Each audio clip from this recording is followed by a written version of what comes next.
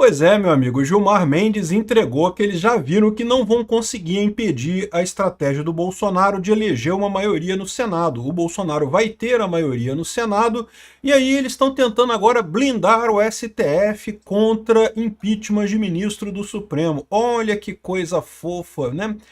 Bom, como é que o Congresso e como é que o próprio STF vai reagir a isso, eu fico curioso. O mais provável é lógico que não façam nada, o que vai só explicitar o absurdo que é essa decisão do Gilmar Mendes. O Gilmar Mendes, de forma abertamente contrária à Constituição, decidiu duas coisas. Primeiro, que só o PGR pode definir, pode fazer denúncia de impeachment de ministros do STF, o que praticamente garante que certamente nos primeiros 2 anos do próximo presidente não vai ter, porque vai continuar sendo o Paulo Gonet o PGR, né?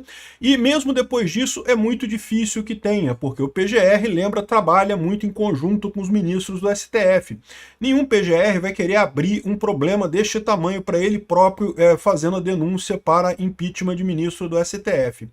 Uma coisa completamente absurda, mas pior do que ser absurda, é anticonstitucional. A Constituição fala explicitamente que cabe ao Senado fazer isso. Chegamos ao dia em que o STF tomou uma decisão abertamente inconstitucional para se proteger. Como é que a gente vai sair dessa? Eu vou falar de algumas alternativas aqui, né? Mas vamos entender o que aconteceu aqui, que muita gente está chamando de golpe de Estado. Golpe de Estado acontece quando algum dos poderes simplesmente ignora a Constituição e começa a tomar decisões aleatórias sem base na Constituição. A minha visão é que a gente já está vivendo um golpe de Estado desde 2019 com o inquérito das fake news. O inquérito das fake news foi o ato institucional número 1. Esse daqui seria talvez o ato institucional número 3 ou número 4 do STF. Um absurdo completo. Só mais um desses atos institucionais, sem dúvida alguma, desrespeita totalmente a Constituição, vamos entender. Não foi só isso que ele mudou, não, ele mudou outras coisas também na lei do impeachment. Pois bem, o Gilmar Mendes já estava para decidir esse caso, a gente já sabia que vinha merda disso daqui, né? Mas o tamanho da merda realmente chamou atenção, né? O Gilmar Mendes foi lá e estuprou a Constituição brasileira completamente. A AMB, Associação de Magistrados do Brasil, é uma entidade privada, e o partido Solidariedade entraram com uma arguição, foi arguição de preceito constitucional? Isso, a DPF, né? Em face aos artigos da lei do impeachment, não sei o que lá, dizendo que a lei do impeachment, que é de 1950, não teria sido recepcionada pela Constituição de 1988. Eu já expliquei esse conceito para vocês. Em tese, as leis têm como base a Constituição, então se você tem uma nova Constituição, em princípio as leis anteriores deveriam não valer mais, né? Porque a Constituição é nova, as leis elas têm base na Constituição, então deveria jogar fora tudo que foi antes da Constituição. Na prática, para evitar o caos que isso geraria, eles entendem que é o mecanismo de recepcionar uma lei. O que é recepcionar uma lei? Embora essa lei seja mais antiga que a Constituição, entende-se que ela continua valendo com aquela nova Constituição, né? Por outro lado, se uma lei não for recepcionada pela Constituição, significa que ela não vale mais porque ela é incompatível com os princípios da nova Constituição, e foi exatamente isso o que a Associação dos Magistrados Brasileiros alegou, junto com o partido Solidariedade, né? Foram duas ADPFs aqui, né? E dizendo que são crimes de responsabilidade, não sei o que lá, e criticando várias coisas da lei de impeachment de ministros do STF, né?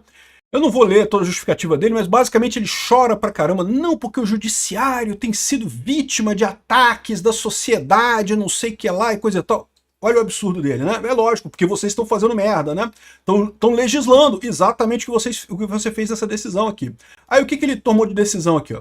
Suspender, em relação aos membros do Poder Judiciário, a expressão "a todo cidadão" escrita no artigo 41 da Lei do Impeachment.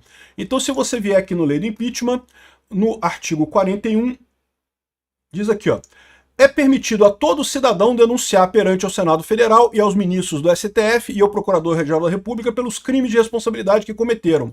Então qualquer cidadão pode denunciar ao Senado Federal os ministros do STF e Procurador-Geral da República pelos crimes que cometeram. Então o que ele disse aqui? Que ele suspende a expressão "a todo cidadão" em relação aos membros do Poder Judiciário. Ou seja, qualquer cidadão continua podendo fazer o impeachment do Procurador-Geral da República, mas não pode em relação ao STF, né? Aí, conferir na parte remanescente interpretação conforme a Constituição para estabelecer que somente o Procurador-Geral da República pode formular denúncia em face de membros do Poder Judiciário pela prática dos crimes de responsabilidade. Ou seja, um absurdo isso. Por quê? Porque a própria Constituição brasileira diz aqui, ó, compete privativamente ao Senado Federal processar e julgar os ministros do STF e os membros do Conselho Nacional de Justiça e etc, e o Procurador-Geral da República, coisa e tal, nos crimes de responsabilidade. Ou seja, é prerrogativa do Senado fazer esse tipo de coisa, né? E ele está dizendo aqui que não, que quem tem que fazer isso tem que ser o PGR. Só o PGR pode denunciar isso daqui. Ou seja, ele está literalmente legislando, ele está entendendo que a lei não comporta, então está legislando isso daqui. E, como eu falei para vocês, né, a gente vai ver isso aqui, que isso basicamente impede impeachment de ministros do Supremo, né? Aqui, ó, mas não é só isso não, tem mais coisa. Suspender, no que diz respeito aos membros do Poder Judiciário, o termo simples constantes no artigos 47 e 54 da lei.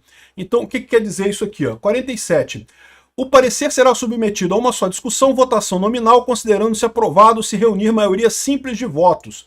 O que é isso? Lembra que eu falei para vocês, aliás, eu falei aqui no meu canal, ninguém estava falando disso, que basta maioria simples no Senado para você iniciar o processo de impeachment contra ministros do STF. E iniciado esse processo, o ministro já é afastado. Então basta você ter maioria simples no Senado que o ministro em questão já é afastado, né? E isso é justamente o artigo 47 e o artigo 54 aqui, ó.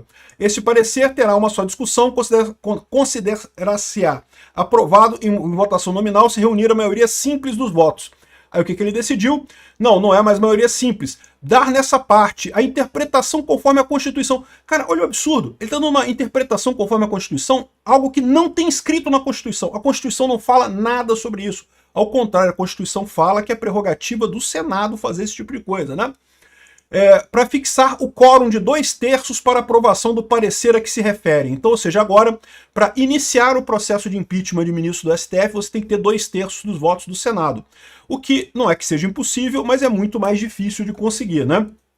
Ainda suspendem as alíneas A e C do artigo 57 da lei de impeachment, né? Então, artigo 57 é isso daqui, ó.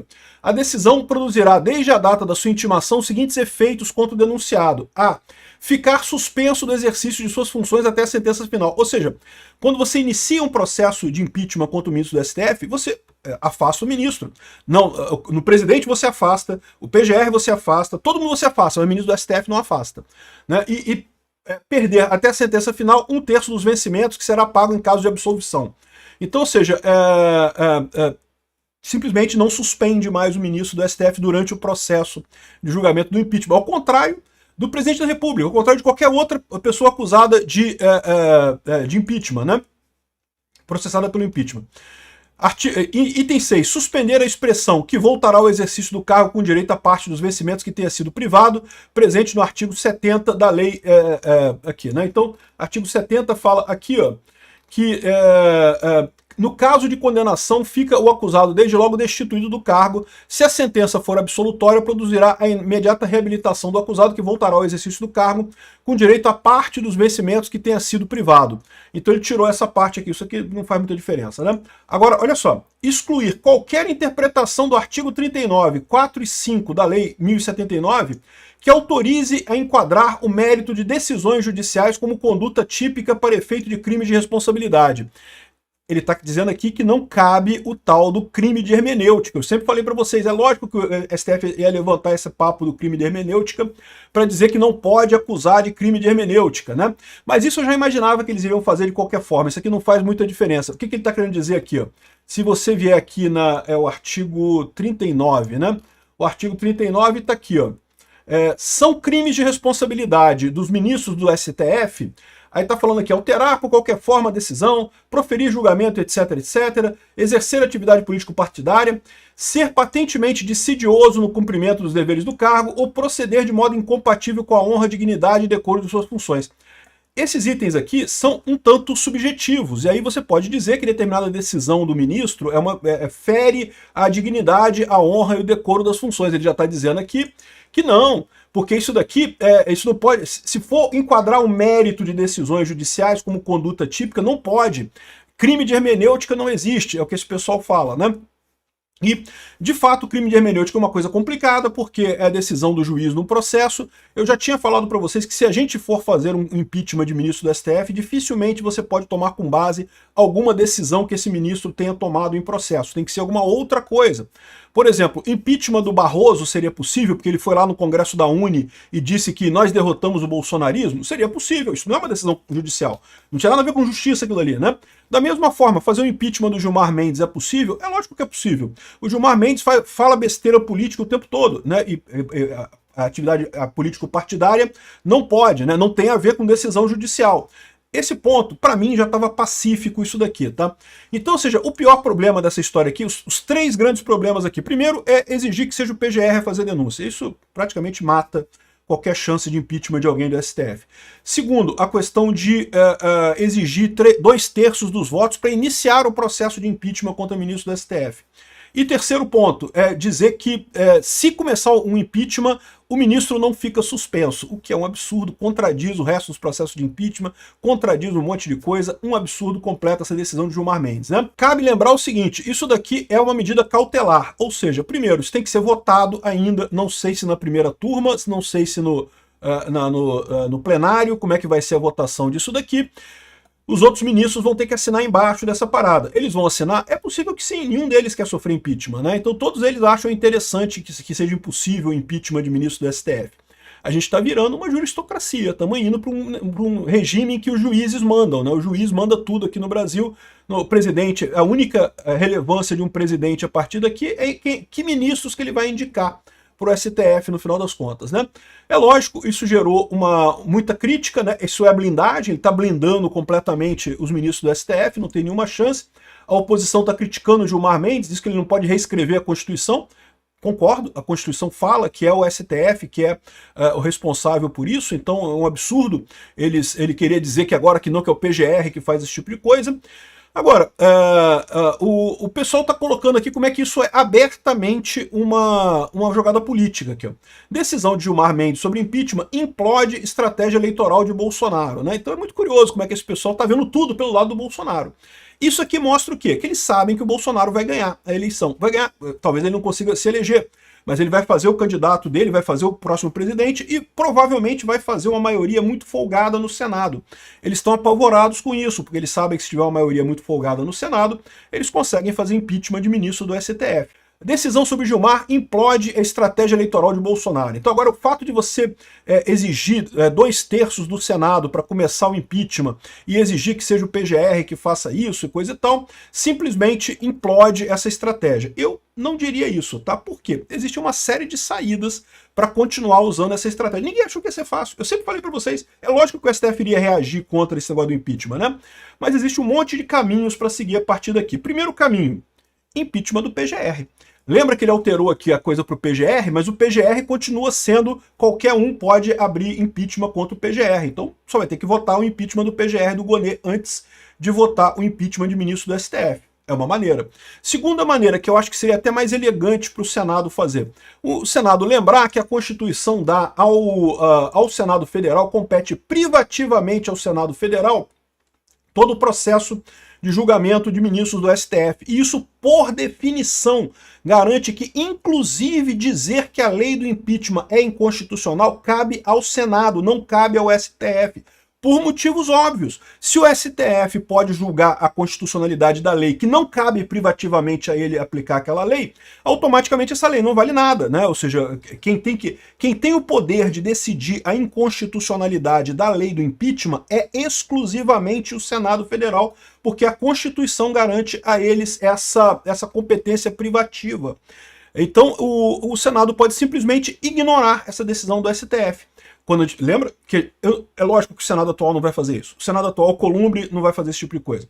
Mas vamos imaginar a situação em que o Senado é eleito com grande maioria no próximo governo, a grande maioria da direita, 2/3 talvez. O pessoal, a gente vai fazer o presidente do Senado, evidentemente, e você pode com muita facilidade fazer isso. Não, a gente vai fazer o impeachment de acordo com a lei mesmo. Ah, mas o Gilmar Mendes decretou que a lei é inconstitucional. Mas o Gilmar Mendes não tem aqui. Compete privativamente ao Senado Federal processar e julgar os ministros do STF. Então não compete ao STF decidir como que isso vai ser feito. É o Senado que define esse tipo de coisa. Então o Senado toma as decisões e pronto. Aí vai ser até engraçado, porque vamos supor que o Gilmar Mendes vira e fala assim, mas o Senado está desrespeitando a lei ao definir que pode julgar o ministro do STF. Então você está acusando o Senado de crime de hermenêutica? Exatamente o crime que você falou que não podia ser acusado, os ministros do STF não podiam ser acusados? De novo, a Constituição garante privativamente ao Senado Federal o julgamento dos ministros do STF. Então pronto, é muito simples isso. Só tem que ter coragem, tem que ter culhão, tem que ter alguém lá no STF para botar o pau na mesa e falar, não, vamos julgar isso daqui, vamos julgar de acordo com a lei que a gente entendeu aqui. Mas o Alexandre de Moraes, o Gilmar Mendes diz que é inconstitucional. Pois é, foda-se ele. A gente que tem a competência privativa para julgar ministros do STF aqui, né? Então a esquerda está comemorando, por quê? Porque já estava apavorada, porque já viu que vai perder a eleição no que vem, que a direita vai fazer um monte de senadores. Aliás, se não tivesse esse problema, provavelmente o Gilmar Mendes nem iria querer comprar essa briga. No final das contas, isso mostra só que eles estão desesperados, que eles sabem que você tem uma chance grande da direita ganhar a eleição no ano que vem e conseguir fazer essa estratégia, né? A direita está chamando a coisa de golpe, blindagem, o que é verdade, mas, de novo, só porque eles não estão percebendo o problema. O problema é a Constituição dá o direito, compete privativamente ao Senado Federal. Então, por óbvio, o STF não pode mexer na lei de impeachment. Só o Senado Federal pode decretar a lei de impeachment inconstitucional ou fazer interpretação conforme a Constituição. É competência privativa do Senado Federal, até por lógica. Porque senão, se o STF pode mexer na própria lei que controla o STF, não tem separação de poderes, o STF está se blindando, né? Então vamos ver se o pessoal do Congresso, do Senado, ano que vem, 2027, digo, né? O pessoal do Senado que for eleito ano que vem, se vai ter culhão para isso, né?